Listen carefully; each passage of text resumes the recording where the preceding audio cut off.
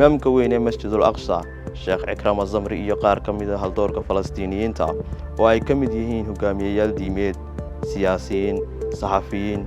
iyo qaar ka mid ah ardayda u dhaqdhaqaaqa xuquuqda Falastiiniyiinta ayaa la qorsheynayaa in la dilo sida lagu xusay kanaal Telegram oo ku baxa afka Cibriga oo ay Yuhuuddu leedahay. Kooxaha Israa'iiliyiinta ayaa bartooda Telegramka soo dhigay magaca imaamka Masjidul Aqsa Sheekh Ikram Az-Zamri iyo 10 kale oo Falastiiniyiin ah iyagoo ku baaqay in la dilo. Qoraal ay soo dhigeen bartooda Telegramka ayaa ay ku sheegeen Sabri waa mid ka mid ah bartilmaameedyada ugu muhiimsan ee cidhibtirka Falastiiniyiinta kale ee lagula wadaagay kanaalkan Telegramka waxaa ka mid ahaa hogaamiyayaal diimeed, dadka siyaasadda u dhaqdhaqaaqa, saxafiyiin, mas'uuliyiinta dadweynaha iyo qaar ka mid ah ardayda u dhaqdhaqaaqa xuquuqda Falastiin iyo sidoo kale waxaa ka mid ah xubno lagu eedeeyay inay ka tirsan yihiin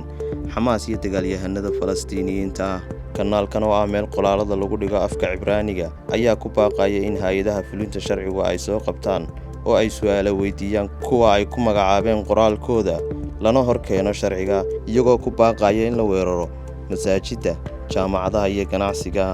Kanaalkan oo la sameeyay Isniintii waa mid ka mid ah akoonnada Telegramka kuwaas oo u muuqda inay hurinayaan rabshadaha ka dhanka ah Falastiiniyiinta. Sheekh Ikram Az-Zamri waa madaxa golaha sare ee magaalada Qudus, horena uu ahaa muftiga weyn ee Qudus iyo Falastiin. Waxa uu weli imaam ka yahay masjidka barakeysan ee Qudus, halkaas oo uu si joogto ah uga khudbadeeyo maalin walba.